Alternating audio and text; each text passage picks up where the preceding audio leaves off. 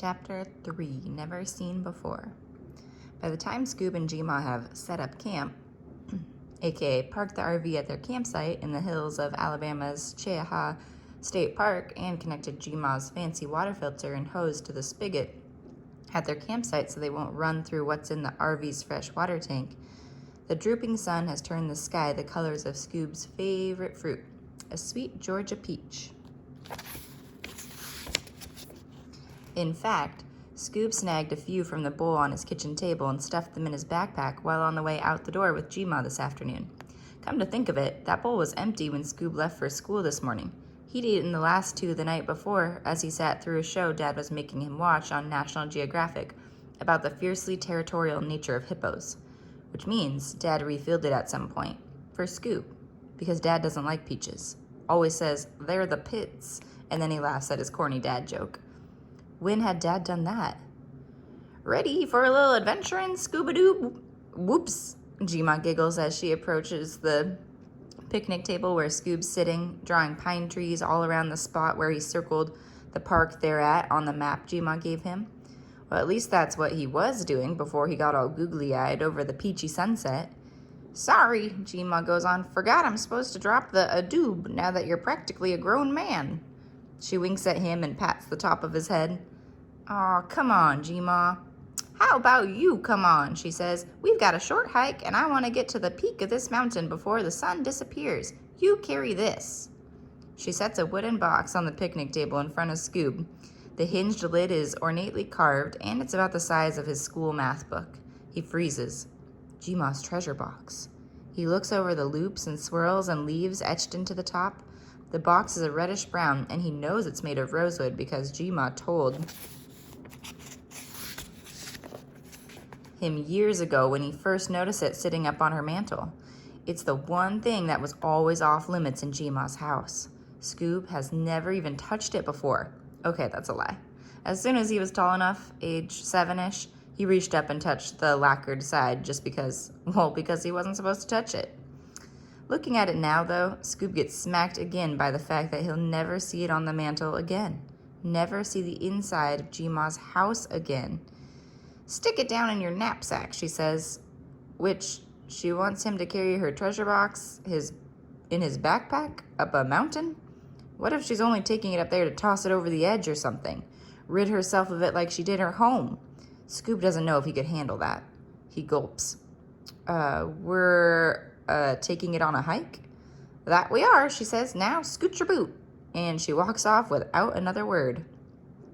So, okay, watching the sun go down all the way from the highest point in Alabama is kind of neat.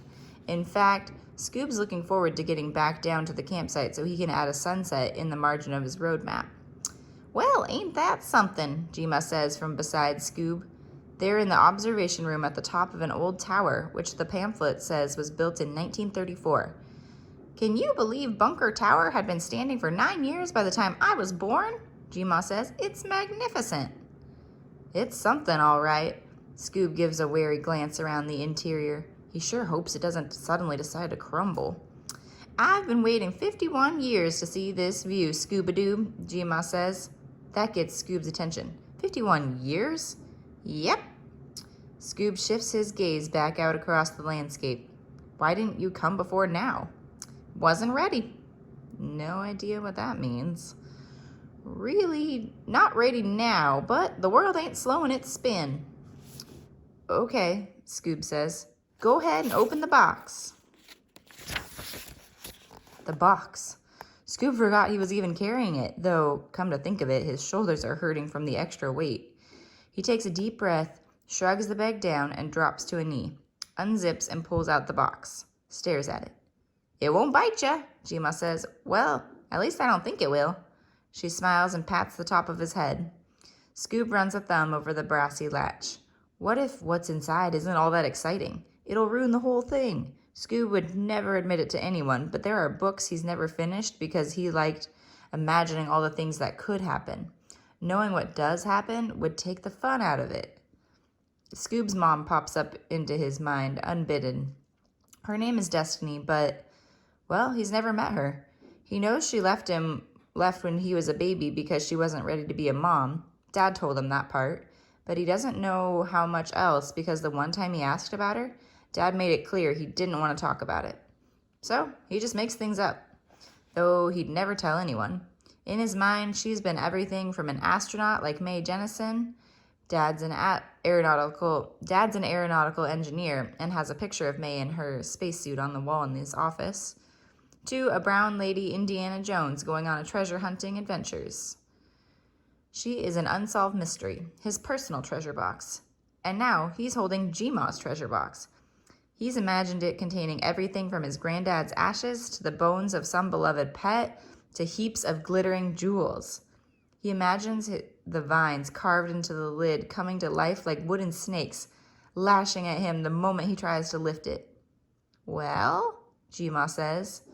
Scoob closes his eyes, flicks the latch, and shoves the lid up. Peeks inside through one barely cracked eye. The contents are unexpected. Voila, my greatest treasure. There's an old radio tucked up against the left side, plus some matchbooks and a few postcards. There are guidebooks to places Scoob's never heard of before, and some newspaper clippings, a series of weathered road maps not unlike the one G-Maw gave him, a small photo album, and a little green book called Traveler's Green Book. For vacation without aggravation, the cover says in bold white letters. The Green Book is from 1963, as in not even this century. Wow, this thing sure stirs up some memories, G-Maw says, grunting as she bends at the waist to remove the Green Book. It's about the same size as the postcards. Scoob watches her flip through it like she does a deck of cards before dealing Texas Hold'em. What is it? He asks. Something that helped a lot of folks like your G-Pop and me, for that matter, alive back in the day. Scoob zeroes in on the cover. It features an image of two women. He can't tell what race they are. Everything is tinted green. Surprise, surprise. Leaning over a small boat beneath a sky full of fluffy clouds. Really? Mm-hmm. She sighs and taps the book against her palm. Hate to tell you this, Scooby-Doo, but travel around this grand old USA wasn't always a safe thing for people who look like you. This was a mean place back when your G-Pop and I were young, and that book existed to let Negro travelers know which hotels and such would accept them as customers. There are even some other countries in there. Here, she hands Scoob the book. You hold on to it. Might learn you something. Scoob flips the book to check out the back, then shoves it into his pocket without a word. Now, grab the Alabama map, if you will, please. He rifles through the rest of the stuff, looking for what she requested, and finds it beneath a napkin with a circular stain on it, probably from a cup of coffee. It's weathered and pamphlet style, Alabama printed vertically in bold letters on the front. Open it up. There is a route highlighted, broken up by circled spots with handwritten notes scribbled all over them. That cuts straight across the Georgia-Alabama line to Alabama's midpoint in Birmingham, and then veers southwest to the state's opposite border. Can you see what's circled just below and to the right of Anniston? Scoob holds the map a little closer. Cheaha State Park, the highest point in Alabama, is scrawled above the spot of green. In awe, Scoob looks all around him, then at G-Maw, who nods, just once. 51 years, she says. Then she begins to sob like Scoob has never seen before.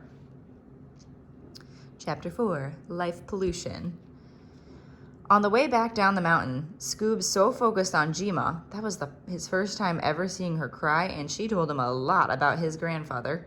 He trips on a tree root and comes down hard on a small rock partially buried in the dirt of the walking trail. My word, are you all right, Scooby-Doo? G-Maw says, reaching to help him up. I'm fine, G-Maw. Scoob dusts the woodland debris from his clothes and tries to play it off. They continue walking, Scoob's mind swirling. While G-Maw sobbed over the sunset, it hit Scoob. His grandfather had needed a book that listed safe places to do something as simple as get gas back in the day, because he was black. By the time they get back to G-Maw's new sweet ride, there's a dull ache in his right arm, but all he can think about is the phrase, For vacation without aggravation, and that boat on calm water beneath those fluffy clouds. That is, until they're inside the RV where the light is brighter. Oh! Chima shouts, startling Scoob. Oh! That needs to be cleaned immediately. Come! When Scoob looks at his arm and sees the lines of drying blood that must have run down over his hand from a nasty-looking cut near his elbow, the dull ache explodes into a burning throb. Oh, put that bag down, Jima orders, and as soon as she does, she's dragging him over to the kitchenette sink by his good arm and washing her hands. Then she shoves his arm underneath the warm water. It takes the force of Thor to keep his jaw clenched so he doesn't scream like a giant baby. In fact, said jaw is aching by the time Jima finishes with the rubbing alcohol and weird-colored betadine and bag balm for chapped cow udders. By the time the nickel-sized cut is bandaged, Scoob is exhausted. He collapses into the dining booth and looks up at the overcapped bunk where he's supposed to sleep. What if he rolls off? Hot cocoa? Jima says. Scoob shakes his head. No thanks, Jima. Think I'm gonna call it a night. All right, well, before you go, she unzips Scoob's backpack and pulls the treasure box out, digs around and stretches a photo out to him. That's your G-pop, she says. Keep that with your green book. Of course, now he can't sleep. Between the photo and the book, Scoob's thoughts are whipping around faster than a load of clothes in their front-loading washer during the spin cycle, something he typically loves watching but is queasy about now. In the photo, G-pop is leaned up against what looks like a white box on wheels with a big green W under the driver window. Scoob is guessing this is the Winnebago G-Ma mentioned earlier, though it's clearly the great-great-grandparent model of the motorhome where Scoob is currently stretched out in his bed staring at this picture. Scoob brings the photo closer to his face. G-pop was tall and string beanie, a shade darker than Scoob, so 2 shades darker than Dad. Scoob can see his dear old dad all up in G-pop's face, though Dad is currently older than G-pop was in this picture, so it's almost like looking at a younger Dad. And it makes Scoob wonder if this is what he'll look like in a decade and a half or so. People are always telling him he's the spitting image of Dad, which is kind of nasty, but whatever. It's weird, looking at his grandfather. In almost 12 years, this is the first photo Scoob's ever seen of the guy. He'd never really even heard G-Ma talk about the dude before tonight, which, now that he thinks about it, probably isn't normal. He's never questioned it before because Dad always said the old man had a non-entity since before Dad was actually born. But from the beans G-Ma spilled all over the top of Alabama, Scoob now knows that James Lamar Sr. was quite the entity, especially to her, his darling wife, Ruby Jean. What G-Ma told him through her tears, and a little snot and drool too, in 1968, she and G-pop bought an RV. They planned to drive from their home in Georgia across 5 southern states and straight into Mexico. On her maps, which are all in the treasure chest, G-ma marked the stuff she wanted to see along the way. But they'd had to skip most of her chosen sites because G-ma is a white lady, but your G-pop was a Negro, as we used to say back then. Chiaja Mountain had been the first stop she wanted to make, but when they got to the turnoff for the drive to the top, G-pop told her there was no way they'd be able to park up there without people messing with them. Scoob puts the picture aside and picks up the green booklet, reads the words just inside the front cover, Assured Protection for the Negro Traveler, skims the intro page, which outlines state by state statutes on discrimination as they apply to public accommodation or recreation, then flips to the Alabama section.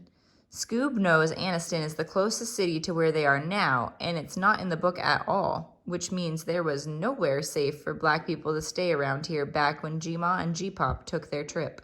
So they drove past. The journey Scoob and G-ma are on now, according to her, it's my chance at redemption to finish what your G-pop and I started 51 years ago. And while she doesn't go into detail, she does tell Scoob they never made it to Mexico. Jima lets out a gigantic snort from her curtained-off bedroom at the opposite end of the RV, and Scoob switches back to the picture and holds it in the light coming through the small window. G-Pop just looks so chill. Real happy, smiley type of guy, despite having on plaid booty shorts hiked up to his belly button that cannot be comfortable. Dad told Scoob G-Pop was a jewel thief who went to prison shortly before Dad's birth, and G-Pop died there, in prison. Really, the only time Dad ever brings G-Pop up is to say, "No son of mine will become a low-life criminal like my father," when he's going off on Scoob about some infraction or another. But G-Pop doesn't look like a terrible guy, and after hearing Jima talk about her beloved Jimmy Sr., Scoob wonders if Dad got it all wrong. Dad himself even said he'd never met G-Pop. What if G-Pop really wasn't all that bad? Jima's obviously loved him enough to marry him, and Dad's always saying, "William, your grandmother is a queen, never forget it." That has to mean something, doesn't it? Thoughts of Scoob's mom slip back into his head, like those long, stringy clouds, see-through and not fully formed, but visible. Dad doesn't know it, but Scoob's aware she's tried to contact Scoob before. Just before he turned 10, she left a voicemail that Scoob accidentally heard while trying to call Drake on Dad's phone. He still remembers every word. "James, it's Destiny. A friend of mine helped me find your phone number. Hope that's okay. I know it's been a long time, but, well, I'm better now, and I need to see my baby boy, James. Please?" And she left a number. By the time Dad woke up from the nap he was taking, Scoob had listened to the message 16 times, and he knows Dad knows he heard it because there's no way to make a listen-to voicemail new again. And try as he might, after hearing her voice, he'd been unable to slip back into his imaginings of her that time. He watched Dad for days, just waiting for him to say, "Son, I think it's time you met your mother." But it never happened. Days became weeks, and Dad didn't say a word. By the time Scoob worked up the courage to just call the number she left, 27 days later, on the day after his double-digit birthday, 10 meant he had to be braver, right? He got "The number you have dialed has been disconnected or is no longer in service" message. He said something to Dad then. "Hey, Dad, I know my mom called." And that's all he got out, because Dad cut him off. "She left, William. She's gone. Absent. Same way my father was. End of story." But what if it's not? What if there's more to the story, like there clearly is to G-Pop? Scoob fills his cheeks with air and blows out, rolls back to his stomach and tucks the picture of G-Pop into the green book, then shoves both under his pillow. He peeks through the window by his head. The sky looks like somebody took an ocean full of the silvery glitter stuff G-Ma sometimes wears on her eyelids when she's feeling fancy, and threw it into the air. He had no idea so many stars even existed. G-Ma said they can't see them from Atlanta because there's too much light pollution. Tonight, he learned more than he realized there was to know about a guy he'd always been told didn't matter. What else could Scoob not know about in the sky of his existence? Is there such thing as life pollution?